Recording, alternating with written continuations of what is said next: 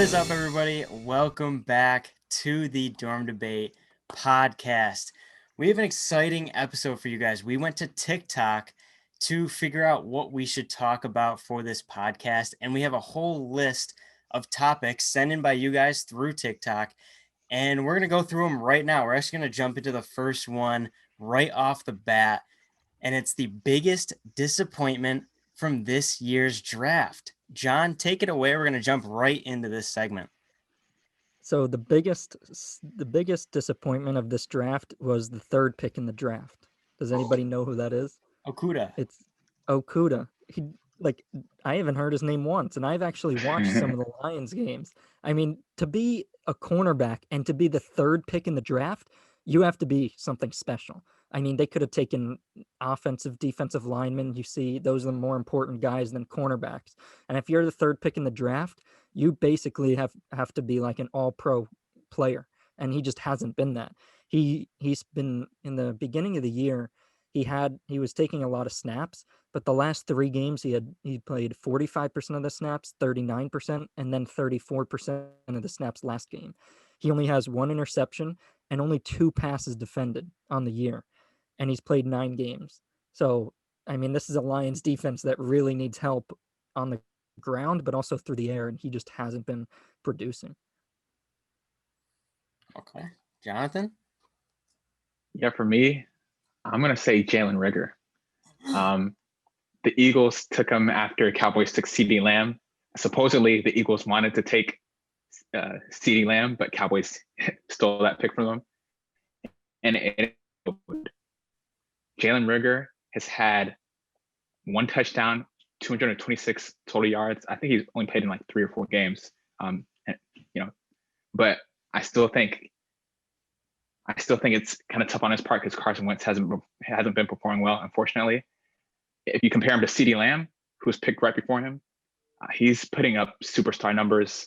The Cowboys did a good job instilling him from the Eagles, and it's just he hasn't lived up to the hype so far. So Jalen Reagor is my pick. Yeah. You guys have to say about that one. Well, y'all got us back after we took Dallas Goedert, because his name's literally Dallas, and it was from he ended up panning out pretty well, but it was the Cowboys did get the revenge. Like, I know I was watching with a lot of Eagles fans. We were really hurt that CD was gone, and there was a lot of I don't want to say hate, but a lot of tense conversations about why we took Reagor and not Jefferson, who came right after. Because I think in that draft, It was Jefferson or Lamb were the two. Yeah.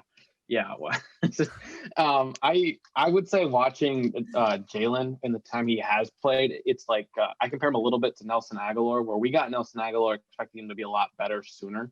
I think now that he's on a different team, he's playing better actually, but he just never developed into a reliable receiver. From what I see in Reagor, he is better than that in my opinion. But like you said, injuries, man. And I kind of bounces into my what's my disappointment from the draft.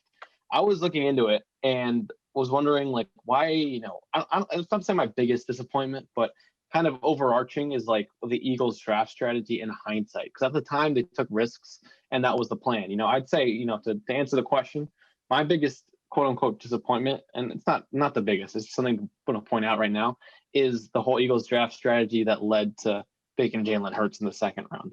I think that could end up helping us a lot.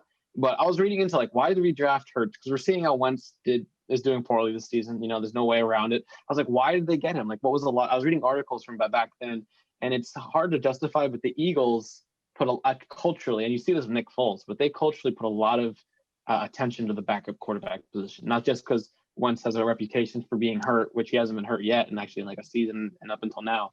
But the logic that I read in articles was that they wanted to invest a lot in the quarterback position and take a risk by neglecting getting linebackers and receivers and other defensive help, anticipating, that on the receiver end, Jeffrey and Deshaun Jackson will be good enough. Reading some of these articles saying that we took a bet saying that they'll be healthy throughout the season to give Wentz options, with Reagor being a 3rd string. Now you're seeing him being the best receiver at times because we don't have Jeffrey or Jackson. I guess my disappointment is seeing that the Eagles took a big risk in not getting Wentz the help. We're seeing our linebackers are not strong. And so you're seeing how the draft ended up taking a risk and then immediately, getting injuries that just killed us. So I guess that's my disappointment is that we didn't, in hindsight, get, you only know this in hindsight, but we didn't get the help that we need clearly now.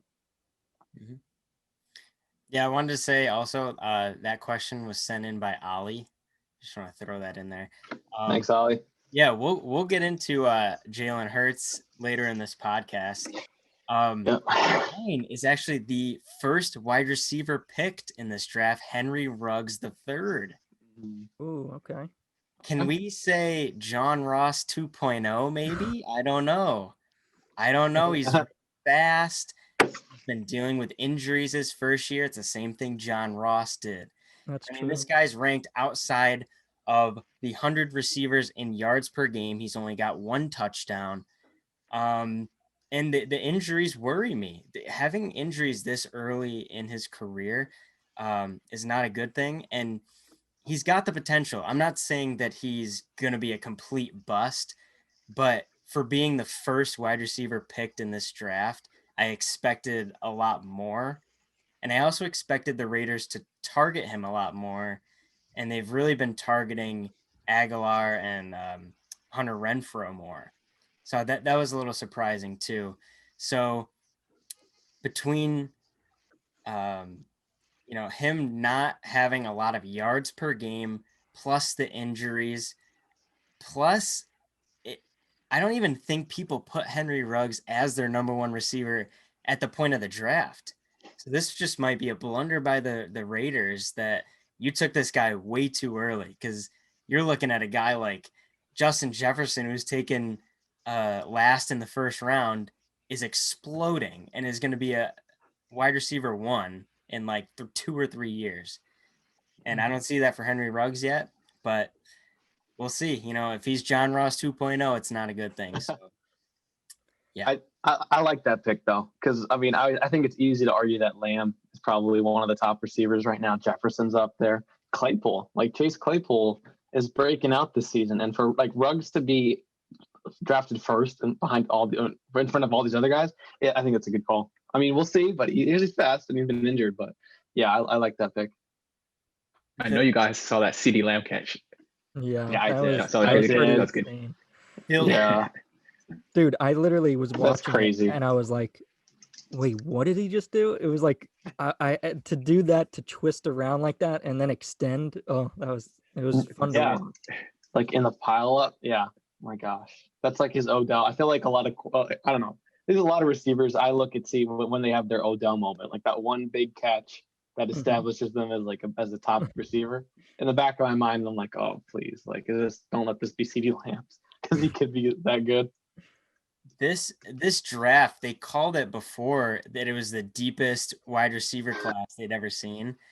And it's crazy. There's 6 rookie receivers in the top 50 for yards per game and 4 rookie wide receivers in the top 50 for touchdowns.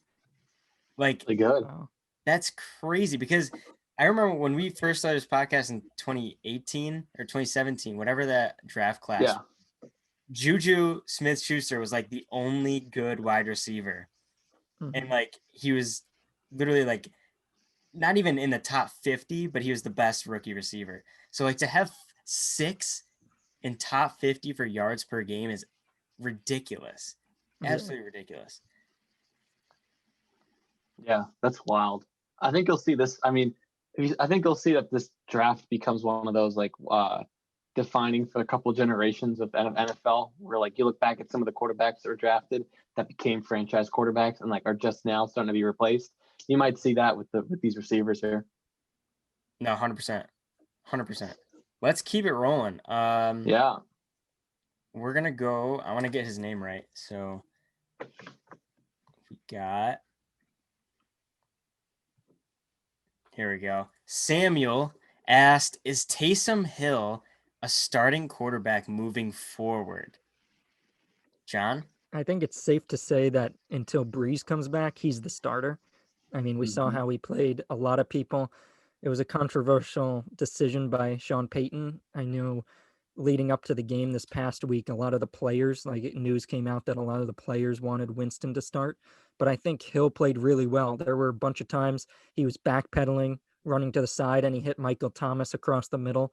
I mean, granted, he did target Michael Thomas almost every time, but he did complete a long pass to Emmanuel Sanders, and he had 2 rushing touchdowns. I mean, we all know this guy can rush, and it's going to be tough for any team to try to tackle him and Kamara out of the backfield. It's going to be very difficult. But if he could start throwing and, develop as a passer, we really haven't seen enough to see how good he is as a passer. But I think when Breeze is gone next year or the year after, I think Sean Payton's vision for this team is for Taysom Hill to be the quarterback. I don't think they're going to draft a quarterback in the draft. So I think, Taysom Hill is a starting quarterback moving forward. We still need to see him throw more, but I think he has potential. So this is pretty unique. This is pretty unique. I haven't seen anyone in the NFL have this certain position. In high school, you get recruited as running back, receiver, or what have you, but there's certain players that get recruited as athletes. Jabril Peppers was recruited as an athlete. Then, after debating Michigan, put him as linebacker. This guy is an athlete in the NFL. He can literally do anything from catching the ball to rushing to throwing the ball. This guy is incredible. He's the fastest guy on the team. Wow. And he's the quarterback. That's a great point, Jonathan. I mean, I didn't think of it that way. Lamar is probably the fastest player on his team, and so is Kyler. But Taysom Hill is the fastest guy on the Saints. But still, incredible. Faster than Kamara? Yeah. Yeah, that's what I was about to ask. Faster than Kamara? That's crazy. Opens up your offense, though. That's a great point, though, Jonathan. Like that he just drafted as an athlete, right? Exactly. He can do anything. Any deficiency the offense has, then put Taysom Hill in there, and he helps fulfill that. Like, do you think the rest of the season while Breeze is out, he could keep it up? A winner is a winner. A winner is a winner. That I think he's gonna sustain it. I definitely think he's gonna sustain it. He may throw a couple of interceptions here and there, but this guy is a champ. I think he's gonna do what needs to be done to help the team succeed. The thing I'm worried about is his fumbling. Like I feel like he fumbles almost every play. We see it even when Breeze is the starting quarterback. He'll come in and he'll only get like 5 touches, but then he'll fumble one. And we saw last game he did fumble. Like they were going down in the 4th quarter to ice the game, and he fumbled. Yeah. I guess he just doesn't, get the touches a lot. Got used to that sort of thing. Maybe. Yeah. That's a good thought. I was surprised when I was watching the film. He looked really calm, really comfortable in the pocket.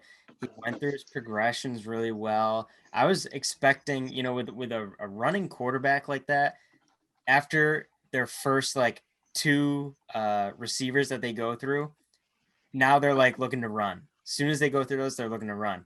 He kept his eyes downfield nearly the whole time. And he is a quarterback. He went to BYU, right? And he was a quarterback. So, I mean, maybe that's why he was so comfortable in it. It's just, riding the bike over again, just putting the wheels back on. But you don't forget how to do it. Yeah, you don't forget how to do it. I mean, he looked really comfortable. I'll go through the stats. He went 18 for 23, which is really good throwing wise. Mm-hmm. Very, very accurate. 230 yards. And then he had 10 carries, 51 yards, and 2 touchdowns. He is lethal in the red zone.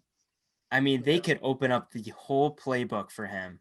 I don't know how you stop that. You got Thomas, Kamara, and Hill. And I mean, if you run an RPO in red zone, it's impossible to stop. Not only is he fast, but he's built. He's really he's built. Yeah. It's weird to picture him as a quarterback. That's not a dig. It's just I've seen him be all over the place. So bulky. Yeah. Well, on some fantasy, was it ESPN? So they had him as a tight end, I think. Yeah, so somebody said that. Whoever has him at tight end. I mean, you got to think ESPN is going to change that eligibility just to quarterback. They changed it this morning. Oh, after the week though. Yeah, after this week. Well, anybody who got him for this past week at tight end, imagine if you had him at tight end and somebody else at quarterback. 2 rushing yards for a tight end, basically. 2 rushing touchdowns for a tight end. No, I was amazed that, again, it's weird to picture him as a throwing quarterback, I mean, he does run a lot and he runs too, but that, you're seeing a lot of quarterbacks that need to roll out, even Mahomes is throwing first, but he has the ability to run up the middle a little bit, and to see, I was really surprised to see Taysom go at first instead of Winston. I think the talk, even in our last debate, we didn't even mention Hill being the starter. We just went straight to Winston being the guy. So it was surprising for me. I saw varying articles where one was like within the organization, people were surprised. Another one said that they were expecting it. I don't know, but the proof's in the pudding. Like Falcons are no joke. That even though they had struggles this year, they're a good team. And for him to be that, consistent, I think is what you really want to see from a backup in that position is like, don't make mistakes, be solid, be confident. I mean, he did that. And, and his abilities, like Jonathan, you said, like, it's rare to see an athlete who can do anything, but also has like the football IQ to excel in every position, especially quarterback, which is probably the hardest one. And so to do all these multiple things, like I never thought I'd see him, I know he's listed as a backup or whatever, but he did well, I think. And I don't know if he's going to be the quarterback of the future. It remains to be seen, but I agree with John's point that if you see him do well, I mean, might be good in the future. Yeah. In terms of Winston and him, being a quarterback, John, what he said last week was right in terms of sometimes you just want winners. James Winston, we know he can do, he's struggled a lot in the past, a lot of interceptions, right? But Taysom Hill, his mirage is kind of classified as a winner. This guy is clutch. This guy will do what it takes to win. So having him as a quarterback, as your starting quarterback, I feel Sean Payton and the coaching staff were more comfortable having him there because they know, hey, this guy, we haven't seen him struggle. Let's just put him in there and see what happens. And it paid off. So. Yeah. And you see, he's tough. I think when you're playing on a football team and the top guys, it's like a really tough energy. Let's say Drew Brees, but that energizes you. It's like the 300 Exactly. Spartans, like Leonidas up there. Let's just go right into the next one. We're rolling here. Yeah. I think this is pronounced Karis, but if I pronounce that wrong, yeah, I think it's Karis. Yeah, I know it Karis. Thoughts on the Vikings and the rest of their season? I think they finished 10-6 or 9-7 with pounding the ground with Cook and get a wild card spot. That is very optimistic. And he sounds like a Vikings fan.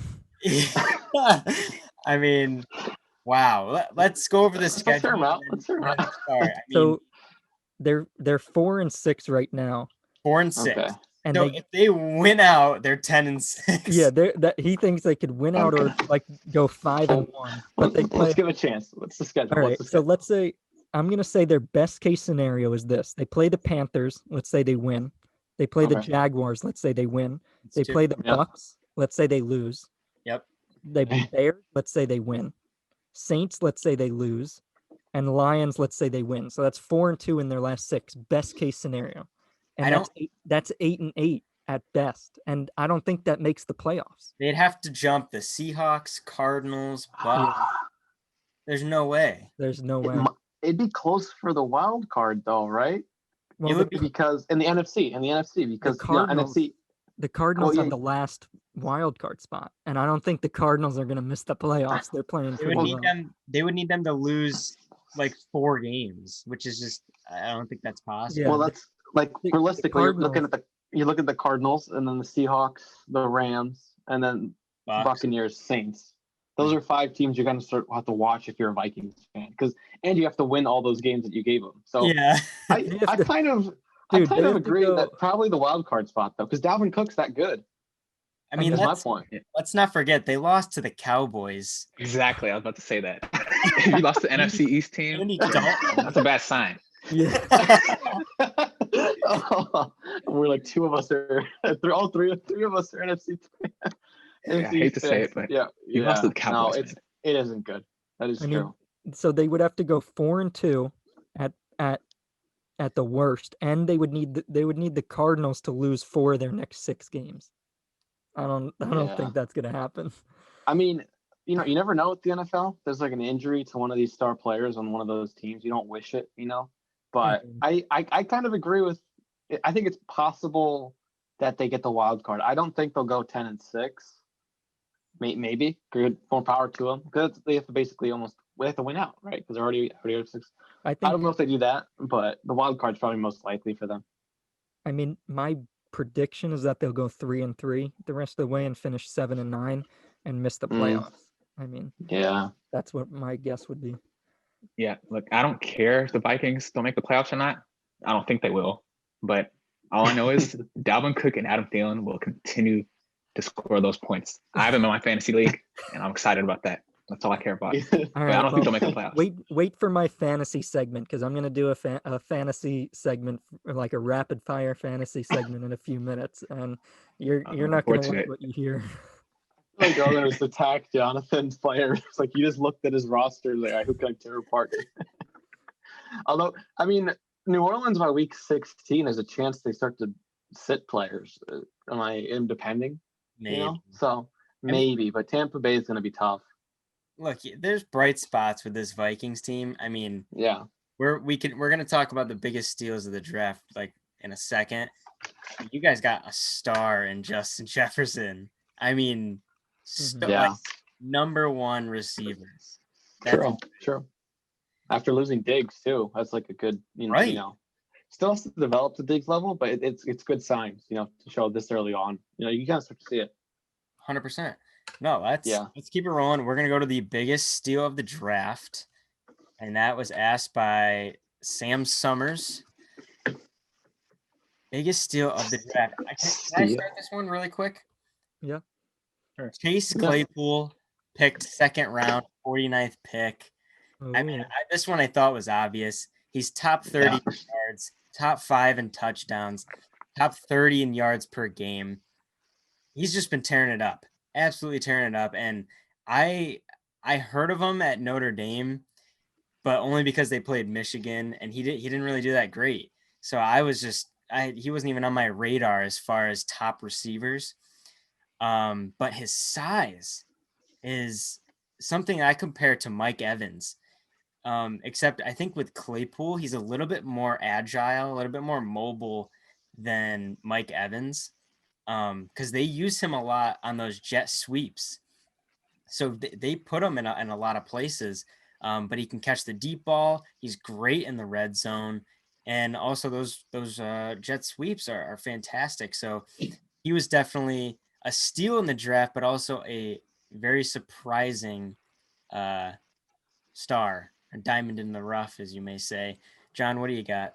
Yeah, I think that's a good pick. Second round, you know, that was a pretty nice pick by the Steelers. And, you know, he's all over TikTok, so it's good to see a guy all over with the fans and Chase. He's all over. Man. Business is booming. Come on, Dorm Debate, Dude, please. imagine Yeah. Love to have talked you. about dorms. If he just commented on one of our things, you imagine like the rush we would get. It would be the highest honor given in the land. So my steal of the draft, probably a guy you guys don't really know about because he hasn't been putting up a great amount of stats, but I wanted to tell a guy that is underappreciated. He was the last pick in the second round, and his name is Jeremy Chin, the safety for the Carolina Panthers. He was the 5th safety picked in the draft, and he's played really well this year. His stats don't really show how well he's played, but he's been a staple in that Carolina Panthers defense. He only missed one game this year due to injury, and they gave up 4 passing touchdowns that game. And it was against the Chiefs, but you got to think they only lost 33-31 in that game to the Chiefs. Teddy Bridgewater was playing amazing. He outplayed Mahomes in terms of passer rating. And you got to think if Chin was in there, Tyreek Hill wouldn't have had 2 touchdowns. Kelsey wouldn't have had a touchdown. So this is a guy that's been underappreciated. He played over 90% of the snaps in every single game, and he's playing really well. He's making great tackles, and he's really great in coverage. I just would have loved to see him play against the Chiefs, and they could have definitely won that game. So I know the Panthers season seems to be over. They started really well, but I think this is a promising rookie going forward, and I think he was a steal and as the 5th safety pick and the last guy in the second round. For me, I'm gonna say somebody that I played against in high school. His name is Denzel Mims. I believe he was picked up in the second round by the Jets. And, you know, the Jets have lost every single game, obviously, but he's been injured for most of the season and played in like 3 games, I think the last 3 games. And he's been that little spark that they've had, occasionally. The guy's just really good. He's a talented guy. He's really fast, really great hands. I think the Jets shouldn't be receiving any glory right now, but if they're receiving any, it's because of this guy. If another team had picked him, he would already be a superstar right now in the league. So if the Jets, turn things around and able to make the offense a little bit better, maybe get a better coach or something, I think Denzel Mims is definitely a star to watch out for because this guy's about to explode. Believe me, I know this guy's good. I know for a fact this guy can play. So I think this is definitely a steal of the draft. That's a good pick because I was watching him the other day against the Chargers, and the stats probably don't show it, but like I think twice Flacco threw it to him downfield and he couldn't catch it because he got interfered with and they called pass interference. So like he would have had over 100 yards, I think, in that game. So he's a matchup problem, and I'm interested to see what he does. Hopefully that they can get a new coach and Darnold can come back, but I'm interested to see where he goes because this, like we've talked about all podcasts, this wide receiver class is pretty great. Yeah, it's pretty solid. My steal of the draft. First thought it was going to be Jared. It was going to be Chase Claypool and then you said it, and I was like, oh, I've been scrambling looking for like someone else, and then it came to me that I actually do have someone that I think is the ultimate steal of the draft because he went as I don't know if this counts, but he was an undrafted free agent, and then he was signed after the draft, and he now has, let me double check, he has the third most rushing yards in the league, and that is James Robinson. Ooh. Oh, yeah. I totally forgot. I'm biased because I picked him up in fantasy very early on because I was reading little things. They traded away Fournette, so automatically, you want to get the next guy up. He won out the starting job. I think the other running backs actually had complications with COVID or something, which, we wish him health and he's doing well. I hope so.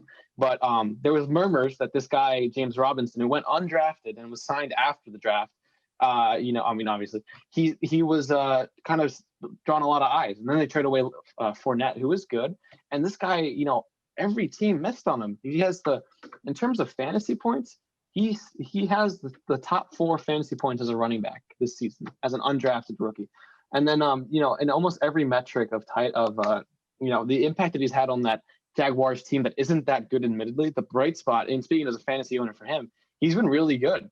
Sometimes he'll get plus 20. Normally I'm relying on him for 15. But I totally forgot that he went undrafted. I thought he was drafted. I was looking at the draft list, like, why isn't he coming up? I look him up, and it was like he was signed after. So I was like, oh my gosh, he won the starting job, and now was one of the leaders in the league in rushing. In a league that has Kamara, Cook, and so many, Elliott and other great names, and he's already established himself as one of those guys next year that you want to get right away. So I'd say that's my steal of the draft. That reminds me of Philip Lindsay because he went undrafted. Yeah. Went from undrafted to Pro Bowl. Yeah. That's a great example. How was he this year though? He has injured. Yeah. And they've been splitting carries with Melvin Gordon. Yeah. Okay. But he was great too. Yeah, he was great too the year he got on the team. That's right. Yeah. Okay, moving right along here. Yeah. This is from Buster. Biggest sleeper team that has a chance to win the playoffs. Mine is going to be a shocker, but it's the Arizona Cardinals. Big shock. I'll give some other reasons as to why I think this will happen. That's a sleeper. They're a young team, and they have, a young coach, not a lot of experience. But Larry Fitzgerald, man, he needs to win a ring before he leaves and gets inducted into the Hall of Fame. This man needs a ring. He will, just not this year. I don't know, man. I've been seeing that TikTok, some TikTok videos, and they were talking about if the Cardinals make the playoffs, and it's like down to the wire, and they're down by 3, and there's like a game-winning touchdown thrown to Larry Fitzgerald, and he wins. Hey, that may happen. But no, Larry Fitzgerald in the locker room is a great veteran to keep, Kyler Murray humble, keep him grounded. Got the best receiver in the game. And Budda Baker has been a pleasant surprise. His ability to close the gap on run plays and quarterbacks scrambling is elite. It's so crazy to see him just pierce through the line and get sacks, get tackles. I didn't know too much about him before the season, but he's really shown up and been that kind of Jamal Murray type player where he can, play zone coverage, but also can really blitz super well, like unbelievable. And then the defense. If this defense can hold the team to under 28 points, you win. Because this team averages 28.7 points, and it's pretty rare that they go under that. So if you just keep your team, keep the team under 28 points, that's like a 90% chance that you're going to win. That's not that hard. Just like, it's so simple. Yeah, I think kind of going off that, I think the deciding factor there is Isaiah Simmons. He's going to have to increase his level of Finally, play. they're starting to use him more and I more. know they're starting to play him a lot, and he is getting tackles, but he needs to start making the game-changing plays like he did against Seattle. And I Yep. think if he does that, then they have a chance to be a sleeper team. 100%. So my sleeper team is in the AFC, and it's the Las Vegas Raiders. We saw them beat the Chiefs. They lost to the Chiefs this past Sunday night, but I think this is a team that they're right on the edge of playoffs, that last wild card spot. But if they get in and they could beat the Chiefs. We've seen that before, and they could beat any team. I mean, they don't throw it to one guy. They don't go to Waller every game. They don't go to Ruggs every game. They don't go to Aguilar every game. They have a strong run game with Jacobs. We just got to see that defense play better. And I know a lot of people are underestimating them because they've had a lot of trouble with COVID. They had Corey Littleton was out last game against the Chiefs again on Sunday night, and he's their star linebacker. And then LaMarcus Joyner was out, and Cleveland Ferrell was out. So they had the starting safety, starting linebacker, starting defensive end. So 3 of your really good defensive players are out because of COVID, and then the rest of your defensive players had to learn on Zoom the whole week. So it's like, okay, you have the best player in the league coming to you, and you're without 3 of your best defensive players, and you didn't even get to practice. So like, throw that game out the window. They could beat the Chiefs twice. So I think the Raiders, if there's any team to make a run in the playoffs, I think it's them. Me, I'm gonna have to agree with Jared. I'm gonna say the Cardinals. Oh my gosh! If there's any team that can do it, it's this team. No, their division is the hardest in the league, and they're just third place by like 1 game, or second place, I guess, by 1 game. Yeah.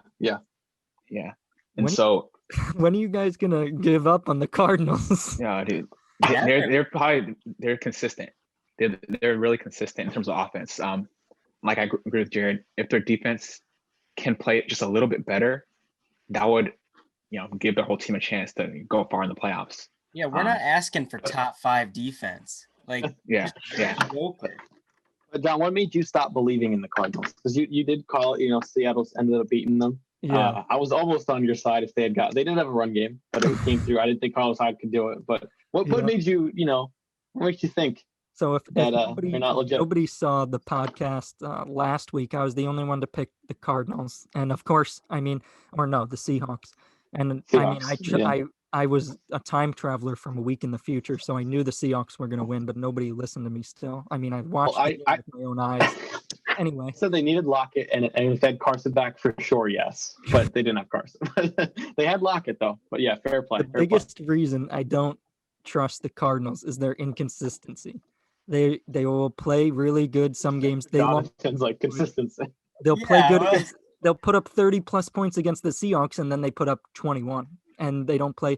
You have to play a complete game. Like the Seahawks. The Seahawks played them the first time. The first time you play a team, it's going to be like, wild. But okay, when you have a second time to play a team, Pete Carroll studying. Kyler was injured though. They weren't using him.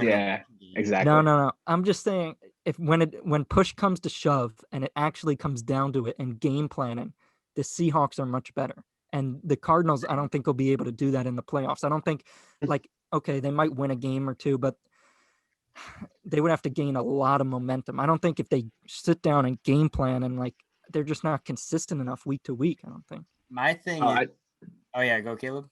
Well, I was gonna say, I think you have a point with Carroll's more experience as a coach. Like that's as an NFL coach. That's a fair argument. That's Jared, why you I'm were saying? saying. That's why I was saying Fitzgerald would get his ring. I think they're gonna win. They could win the Super Bowl in the next 4 years, but not this year. I I just don't don't know if see he's it. got 4 years in him. Him He and can Brady play are like for- the two ancients, but they're not even that old in real life. Yeah. Okay. They average 28.7 points a game, so like they're pretty consistent on the offensive side. It's the defense where even though the offense scores 28, 30 points a game, they still let up more than that, which is just crazy. But then there's some games where they do really, really well, and that's where the inconsistency comes in. But if you're able to do it before, like they've done it 3-4 times this season, you can make it consistent in the playoffs, especially when the playoffs. How many games are there? 4 or 5 if you make it to the Super Bowl. Mhm. Like you probably only need to be good, like hold them under 28 points, maybe in half of those. Because if you think they've had to play the Seahawks, they haven't played the Rams. They play the Rams twice coming up in the Yeah, that's second gonna half be of the interesting. season. But like Those are big games. you're playing the Seahawks twice, who are I think they are the top offense, maybe behind the Chiefs. So a team is not going to score over 28 points often. That Seahawks are just a very, very good offense. You could be playing a team. I don't want to dig on the Eagles, but say the Eagles win the division and make the playoffs. Like the Eagles aren't going to score 30 points, or like if Yeah. it would be hard for even the Tampa Bay Buccaneers to score 30 points. So that's where I can see, they could come together for a couple games and win those.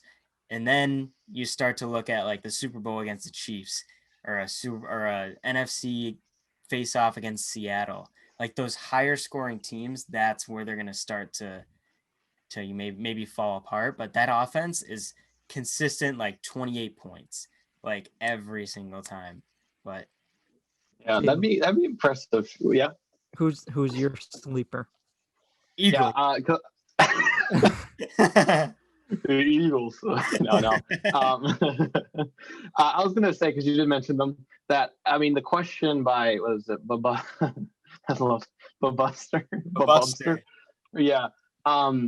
Was like the sleeper team that has the chance to win the playoffs, because like obviously you can look at the NFC East and say one of them is going to go to the playoffs, and like truth be told, none of them are playing that impressively. I got even the Eagles. I hate to say it, but I got to call it like it is. So I'm going to look at teams that are playing well, but we don't really talk about a lot. I think the Cardinals aren't fair, although we talk about them a lot because they're third in their division, even though they're one score out of first. I'm looking mainly. John, I agreed with you with the Raiders. I think there's two teams I'm going to look at. One of them was the Raiders. There's two other ones. The other two being the Cleveland Browns and the Indianapolis Colts. The Browns are playing better than people expected. They lost Odell Beckham Jr. and they're still winning games. Baker Mayfield's kind of, there's articles one week saying he's good and he's the guy, and then the other week saying like, should we keep with him? But he's playing and winning games. They're second in their division. 7-3 isn't bad. Truth be told, I don't see them winning games the way the Colts and the Raiders are set up to, mainly because Colts quietly have one of the best defenses in the league. We know this, but we just don't talk about them a lot. And they have some really good coaching, Ben Frank Reich. And I think similar to the Raiders are putting up a fight with the Chiefs, and that like the Chiefs are one of the best teams in the league. So if the Raiders can make the playoffs, I think those two teams, the Colts and the Raiders, are teams that have the potential to get into the playoffs. The Colts are leading their division, to be fair, so it's not like a sleeper. But I think those two teams are teams that not many people talk about that I think have the stature to be able to win games once they get there. Because right now at the NFC East, unless things change, I don't see a team from there getting in and succeeding yet. So I love think it matters. Pick because their offense has scored 34 points in their last 2 games, and if their defense can be that consistent and that good, and their offense is scoring 34 points, that's crazy. And they got Naheem Hines. Rivers, right? Rivers. Rivers throwing? Yeah, I mean, he's starting to heat up. I can't lie, man. Yeah. Starting to heat I up. mean, I think it'd be poetic for him to get his ring because I think his like draft class, all the other major quarterbacks got rings, Super Bowls. It'd be poetic justice to see him get his. But I don't have a dog in the fight. I just wanted to put that out there. And also, they got back Michael Pittman, and he had a huge touchdown last game. He receiver for them. Another rookie receiver, man. Like, they're built really well. I have to say, their only disappointment is Jonathan Taylor, but they got Naheem Hines, so he kind of balanced out. So it was going to be a split with Taylor anyway, because I drafted Taylor, and then it ended up like being committed to dividing the workload. So thankfully I got James Robinson, but yeah. Well, they're still winning games, so I don't think Taylor's upset. Mm-hmm. All right, the one that we've all been waiting for. Should Wentz be benched? This was asked by Connor Gibbs. Connor, you have no idea what you just started. You have no idea. Or he does know, and he just wanted to maybe he does know. Wanted to stir the pot. Okay, I want to start this because I just had some stats that maybe you all haven't found out yet. So 14 interceptions, we all know this, by Carson Wentz. But he's been sacked the most, 40 times. Now you may think to yourself, oh, his offensive line, they must suck. Those injuries really hurt him. Well, that's not the case. His time in the pocket is actually second best, 2.7 seconds. Wow. He actually has a lot of time in the pocket. So what's going on? He's been hurried 35 times. That's not a lot. You drop back a lot. He's been hurried 35 times, and he has 14 interceptions. That's not good. Baker Mayfield, he leads the league with 2.8 seconds in the pocket. He only has 15 sacks to Carson Wentz 40, and he has half the interceptions, 7. I don't know what's going on with Wentz, but you have all the time in the world and you're still throwing interceptions. This has got to be, a mental error, or his arm is just screwed up. I don't have the time to look at every pass, every throw, every game. I watch, the Cardinals, an exciting team. I don't watch. So I don't really watch Wentz, I'll be honest, but the stats don't lie. I mean, if his time in the pocket was less than 2 seconds, then it's not his fault. But you've got all your receivers back. What's the issue here? I don't understand. And one more thing. Jalen Hurts needs to be starting as soon as possible, ASAP. And you know what they need to do? They need to start running the RPO. They need to start running RPO with Jalen Hurts, because you know what that's going to do? It's going to open up receivers downfield, and it will get Miles Sanders into a groove, which he hasn't been this whole season. Miles Sanders was at Penn State and ran the RPO with Trace McSorley and James Franklin. So that's what we used to doing, and that's what he thrived in.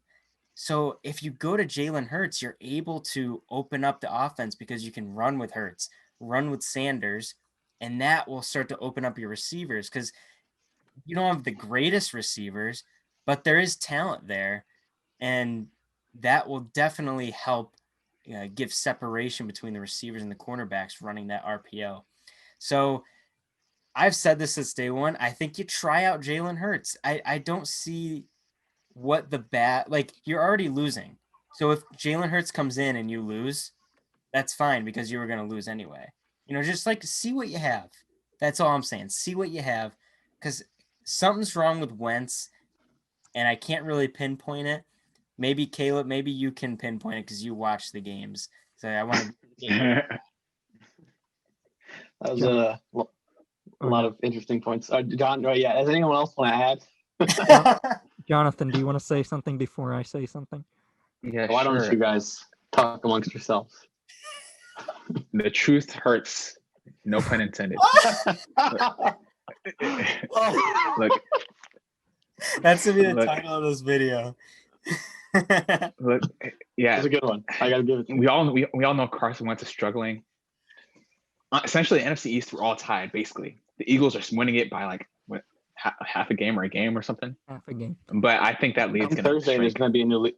Come Thursday, there's going to be a new leader because the Cowboys Washington play. Unless they Oh, tie. yeah. When they tie, would they actually tie the Eagles then? Yeah. Wow. Oh no, they'd still be a game down, so the Eagles would still lead. But unless it's a tie, it's going to be a new leader in the NFC Yeah. East. Once the Eagles go down, their lead goes away after they're down like a game or two. That's when I think Wentz is going to get out and they're just going to throw Jalen Hurts in because they have nothing to lose. But right now, as they're still in the lead, it's still up in the air whether Wentz just started or not. They're still going to keep him in there. But once they're in third or fourth place, then the coach is going to say, hey, what the hell? Put Jalen Hurts in there. Yeah. I think the same thing. I think that Wentz is playing so bad right now, and you want to sit him so bad, but you can't. You're winning the division still. Like, yeah, exactly. You can't like if you're winning a division, you don't. What? Why hold on to him if you're still losing? The you're worst winning thing that can happen is you put in Hurts and then they lose. You're winning the division. You don't sit the starting quarterback in a division. Yeah, but he's still winning. I know he's so bad, but like, let me put the blame on somebody else. I think Doug Peterson needs. I'm not saying needs to be fired, but somebody needs to take over the play calling duties because Really, guys, okay, I'm gonna blow your mind right now. Ready?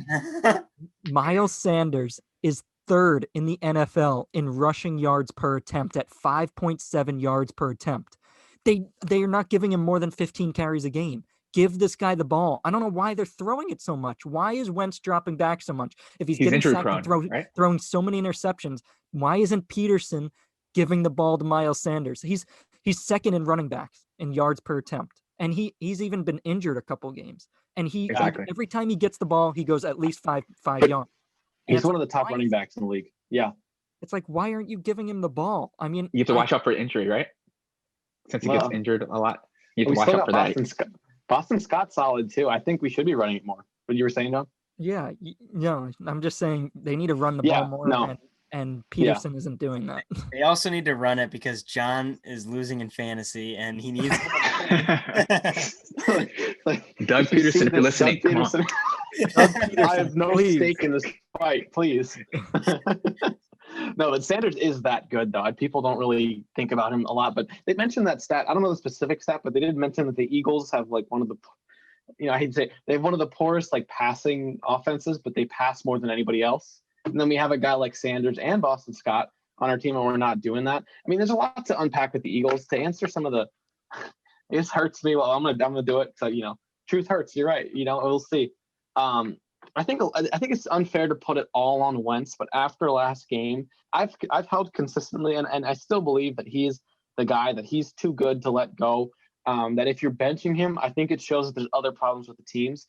This game was the first game throughout the whole season that he had his starters, the receivers, But that was the first time I've seen Jeffrey, And I was looking into why did we get drafted? I talked about this earlier. But like, why did we get Hurts? And the Eagles management made a risk. They took a calculated risk in not getting him the defensive help that would maybe get the offense off the field more. Not getting him more receivers. They did get Rager, but that was in hindsight, maybe we should have gotten Jefferson. I mean, I still liked Rager, but you're seeing these bets that the Eagles took during the draft, and then injuries to receivers, right? I think you look at the long time in the pocket, like you said, Jared, is fair. He should be getting it out quicker, but at the same time, we were getting guys off of the practice squad because of how many injuries we had. Like, he just did not have the same weapons that, Baker Mayfield for a while had. Beckham, he has a better roster of receivers. But Wentz, like, it was amazing that with all the injuries we had, at one point it was just Wentz and just Jason Kelce of the starting 11 who were still starting. Every other position was a backup. And it's coming off a reputation for Wentz of being injury prone. Like the last season, he did not get injured until a headshot by Clowney in the playoff. And that was just, you can't train for that. It was an illegal hit. That sucks, but it's what happened. It wasn't his fault, I would say. And then this season he hasn't been hurt, knock on wood. But I think I think he has been playing bad. Like I'll give you guys that. Like he's not playing well. This was the first game that he had the cavalry back. That was kind of my whole point. Was like, well, how is he going to do once we have the reinforcements? Because it's amazing how close we got to beating the Ravens and the Steelers as early as we did with the teams that we did. So I think there's Wentz shows flashes of brilliance, and he has a much higher ceiling. And I think he's proven in past seasons to be good enough to get teams to the playoffs. You know, we just had so many injuries over the past years. This game though, with the mistakes against the Browns team, Browns are good, but they're not one of the top teams. And I was telling my friend who I was watching it with, like if we can't beat the Browns, then realistically, even if we make the playoffs, like how are we going to win games? You know, and at some point, John, like you said, like I think being in first place has a veneer to it that makes it hard to make systematic changes. You know, like that's why you logically you can't take the car. You can, but who takes the starting quarterback out that early when you're leading the division? I think once you lose that veneer of leading the division, you'll start to see the Eagles have to adjust. I do wish they run it more. I wish they would roll Wentz out of the pockets a lot more to give him options. You know, as well as we were talking about Hill, and I was thinking like the way the Saints use Hill was the way that Hurts was hyped up to be used as. Like a lot, we do use him to run a lot, but I would like to see Hurts in that position. Now, he's not Taysom Hill, but that involvement, that kind of level of involvement, and we haven't seen that. And then you do look at some of the questionable play calling, and that is that from the injuries too, where the coaches have to adjust because they have so many injuries, and now they're still in that mindset because they're not doing these things that seem obvious to us. Are they seeing things? Are they overthinking? There was a point where they went for 2 when we were down by 4, when they could have hit the extra point, and then we would have been down by a field goal. And then we lose the extra. We don't get the 2, so we have to get a touchdown to get back. And like that's the kind of. I know Doug Peterson's aggressive, but that kind of calculated risk and adjustments you haven't seen. So my whole point is does Wentz get benched? I think if we fall out of first place and lose another game or 2, and it's still just as bad with all the help, without the play calling, I think you just see them throw Hurts in there just to see what happens. I don't think they're gonna replace him, but at that point it's hard to defend it. I just don't want Wentz to be the one who got away. Like for a player that good to regress this much, you have to start asking if it's other factors. Because you look at a guy like I don't want Doug Peterson to be like coaches who win one Super Bowl and then you never hear from them again. The teams like Mike McCarthy was a good coach, consistently made it pretty well, but didn't win the whole thing. You want to be someone who gets back to there. And so, if it's a play calling, you look at that. Like for a quarterback that good to regress this much, you look at these other factors. And so, same way with I don't want to see Wentz go to another team and excel, because I think he has it in him to do it.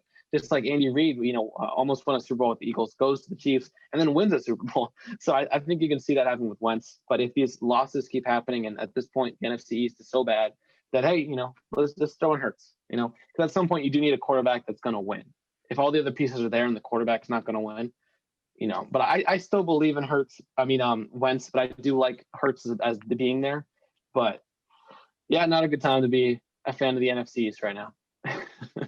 So if you guys, lose your next game and Giants win or whatever, what's the schedule next week? Is anyone playing anybody like in division wise? Well, Washington is playing Dallas this week. Oh yeah, that's what I meant. Cowboys. And then Giants, who are they playing? They're playing the Bengals. So say Giants and the Giants and Dallas win, and then Eagles lose, so that would make them out of first place. Then you go back into the new week and say, you know what, let's give Jalen Hurts some first reps, give him a shot. But if you guys win, you gotta stay with Wentz. Yeah. If you change quarterbacks to Hurts and you win, you keep. If you change to Hurts, you change to Hurts and you keep him in. You're not going to change back. You don't just then let's change. If you're Wentz, you think about it, you'll have had 2 quarterbacks in your career start over you and succeed. There was a whole talk about Foles being the guy after, and then we did it. We let Foles go, and I think he's always going to be a hero in Philadelphia. But if Hurts comes in and wins out for the rest of the season, we don't make the playoffs. That's not a great look for Carson Wentz. I think he has it in him. To be fair, I went on a long tangent, but I didn't mention Eagles had one of the toughest schedules this year too. You got to give a little credit to that with the injuries he's had and the tough schedule. He plays 3 NFC East teams 6 times. That's Yeah, the easy. You can't get easier than that. coming up, we got the Seahawks, the Packers, the Saints, the Cardinals. Cowboys will be iffy, and then Washington. So Yeah, the that's NFC tough, bro. the And we had the NFC Ravens, Steelers, 49ers at their peak. Well, that season was like that week was when they first started to get a lot of injuries on there. Then the Rams week too. So you ask anybody, we had one of the tougher schedules. That's just a factor. I think the base of it is, why is Carson Wentz playing bad? I think that's fair. But then I don't think it's fair to put, like, if you put in Hurts, all these other problems are going to go away. I don't think so either. Like, you have to find what the problem is. Okay. But yeah, I don't know. We went on for long on that. I'm sorry. No, that's fine. That's fine. That I knew this was going to be a long one for all of us. Thanks, Connor. Yeah, thank you. Thank you for everyone for submitting questions. These are phenomenal questions. Plus, they weren't fantasy questions, so we could actually all talk about it. But now we're going to move into our fantasy football segment with John. He's going to be doing playoff pickups for fantasy football to see if you guys can win your league, or if you're from the outside looking in to try and get into those playoff spots. John, take it away. So in 1 second, I'm going to talk about fantasy playoffs. But before that, I want to talk about one of the questions was from Heath. Will Tyler Boyd still be good without Burrow? And a lot of talk about, after Burrow's ACL injury, will Higgins or Burrow or Boyd be fantasy relevant? And I think both of them move from a wide receiver 2 to a matchup-based flex play. And what I mean by that is you're not going to play them unless they have a good matchup. So looking at their remaining schedule, Giants, you sit them. Miami, you sit them. Dallas, you start them. Pittsburgh, you sit them. And Houston, you start them. So if you could try to trade those guys, I would try to trade them, because they're only flex plays and it's based on their matchup the rest of the year. I know Samuel asked about Fulgham. I mean, everybody knows how I feel about Fulgham. I don't really like him. He had some good weeks, but I don't think he'll hit 20 points the rest of the year. Rieger's back, Goddard's back, Jeffrey's back. Trade Fulgham if you can and sit him most weeks. And then somebody asked about Gus Edwards, and I like Gus Edwards this week because Dobbins and Ingram tested positive for COVID. So I would put him in against Pittsburgh. He had his best game of the season against Pittsburgh when he scored 15 fantasy points. So I would put him in this week. And now moving into the fantasy playoffs, I'm going to go like rapid fire through this, but I'm basically going to give at the top 3 positions, quarterback, running back, and wide receiver. I'm going to give you 2 guys I really like for the fantasy playoffs and 1 guy I'm worried about. So starting with quarterbacks, Justin Herbert and Tom Brady are the 2 quarterbacks I really like and that you should try to trade for. Herbert gets Las Vegas and Denver weeks 15 and 16. He already played against both those teams and put 23 fantasy points up. So I like him in both of those games. Brady gets Atlanta and Detroit, both bottom 10 defenses. 1 quarterback I'm worried about is Roethlisberger. He gets the Colts in week 16. And if you have Roethlisberger, you might want to pick up another quarterback for that week 16 game, which would be the fantasy finals. As far as running backs go, 1 running back I really like is Aaron Jones. Week 14, he gets Detroit. Week 15, he gets Carolina. Week 16, he gets Tennessee. Those are all horrible run defenses. You saw what Dalvin Cook did to Detroit. He put up 40 points. You saw what Josh Jacobs did week 1 to Carolina. He put up 3 touchdowns. So Aaron Jones, try to trade for him. And if you have him, definitely keep him. I know he's been struggling these last few weeks. Another guy is Derrick Henry. Week 14, he plays Jacksonville. 15, he plays Detroit. 16, he plays Green Bay. Dalvin Cook put up 50 against Green Bay, 40 against Detroit. And we saw Mixon put up 48 against Jacksonville. So you guys please get Derrick Henry in your lineup for the fantasy football playoffs. And 1 guy I'm really worried about for the fantasy football playoffs is Dalvin Cook.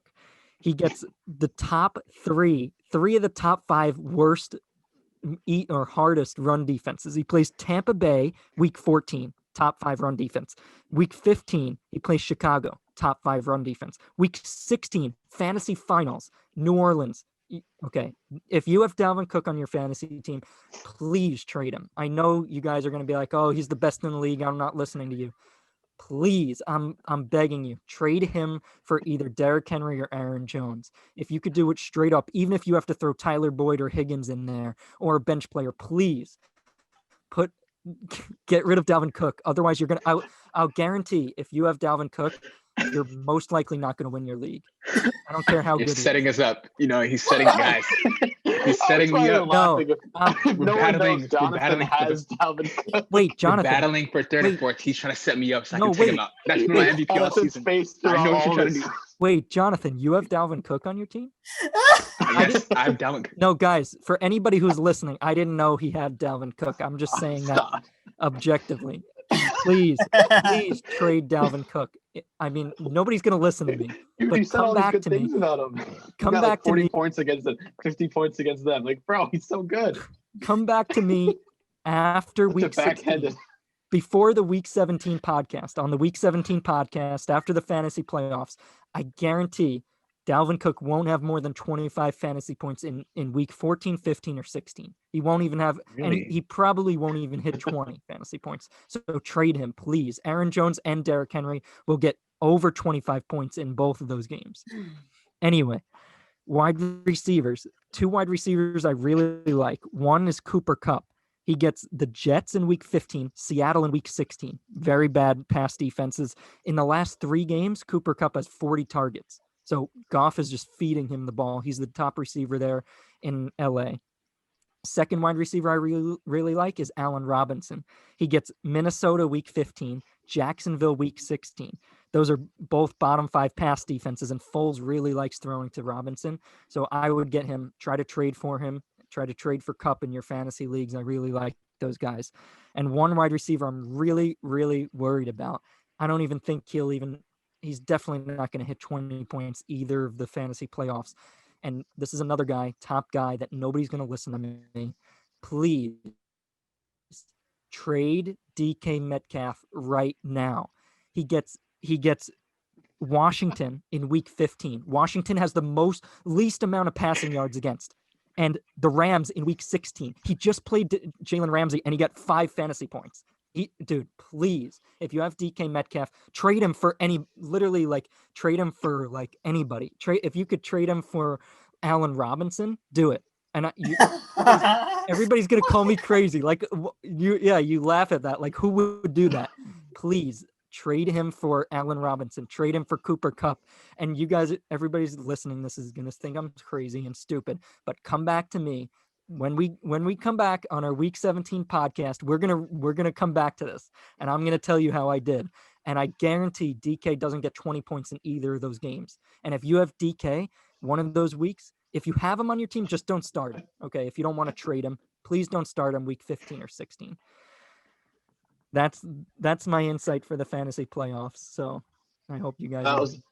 That was really good run through, John. Well researched, hot takes, but thank you for that. I wanted to ask you, in case someone in the comments asked, do you think you watched the quarterback position with the Bears with Robinson? Because right now, I think the last headline I saw was Trubisky and Foles were hurt and they're not sure who's going to start. Do you think that's a factor for Robinson coming up? I think that is. If one of them doesn't, I think it's better. I could double check. Yeah, unless I dreamed it or something. It's better if Foles is playing because he likes to target Robinson a lot. But yeah, I don't think by the fantasy playoffs Foles will be out. And even if Trubisky's in, it doesn't matter. Whoever's in, Chicago's gonna have to throw the ball. And still the top guy. Robinson gets 8-9 targets every single game, and the Minnesota and Jacksonville are horrible pass defenses. Yeah, so I looked that up real quick. As of yesterday, they were still evaluating their health. I don't think they're ruled out yet, but they just both had, they were both banged up a bit, so it remains to be seen. And I'm nervous because, you mentioned Fulgham, but he's not my top receiver. But it's all right, for the fans who don't know, Jonathan has Dalvin Cook, and then Jared, you have DK Metcalf. Yeah, dude, it'd be so worth it just to watch our reactions the moment John says, because John, you're more right than you are wrong, but at the same time, you're playing us in fantasy, so I don't think you would fool our audience to get to us. Yeah, but at the same time, there's such hot takes that maybe. No, but watching your guys' faces is so funny. It's so funny. This week, but yeah. I say Cook is going to be bad, and Jonathan's like, no, and then I say Allen Robinson's going to be good, and he's like, yes, and Jared, I say Jones and Henry are going to do amazing, and he's like, yes, I have them. He's right. He literally speaks. The time traveler speaks. Well, Jonathan, Yeah. I'll be in contact about Allen Robinson. So I think, Jonathan, if he Fair play. offers you DK for Allen Robinson, don't accept it. Robinson's gonna be Yeah, I'm confident in Allen Robinson. He's consistent. Well, actually, I don't know about the quarterback situation. I may look at it. If Foles is in Go ahead there, and I send don't over, think you hesitate. We'll see. We'll see. Good stuff, though, John. Thanks for doing that. That was impressive. That was really My goodness. It was a pleasure to see. That was impressive. Yeah. Let's wrap up this podcast with our games of the week. And they are our Thanksgiving games. Well, one of them is. Okay. Let's start with the Cowboys game on Thursday. Washington football team versus the Dallas Cowboys. Oh, I'm going to start this one. And Jonathan, how about them Cowboys? There we go. Cowboys are going to come out with a win. Ew. Alex Smith is Ew. a great storyline. And it's a miracle that he is even on the field playing football again. And much respect to him. But Andy Dalton is going to come out. He's going to play well. I think Zeke is going to have his best game of the season. And they're going to come out. He's going to be eating all night. They're going to give him that turkey leg at the end of the game, man. I'm telling you, Dallas Cowboys for the win on Thanksgiving. Yeah. Hey, I agree with you. Alex Smith has been playing pretty well these first couple of games, but man, the Cowboys, things are starting to click. And remember a few weeks ago, I told you guys on the podcast that I was throwing in the towel. Well, I'm grabbing that towel back and putting it in my lap. No. I think the Cowboys are going to win the NFC East division. You can't grab it. Actually, no, you can grab it back because I grabbed the Giants towel back. So, because I think only person off of dirty floors that has not given up on his team. I refuse to. I was gonna say concede, but that's not good. All right, good. All right, fair. I'll add. Who do you think? Yeah, bro, I can't to hear anyone say them. We go Cowboys. It just immediately Throw up disgusts. in your mouth. Yeah, and so I'm definitely biased when I say this, but I think Washington.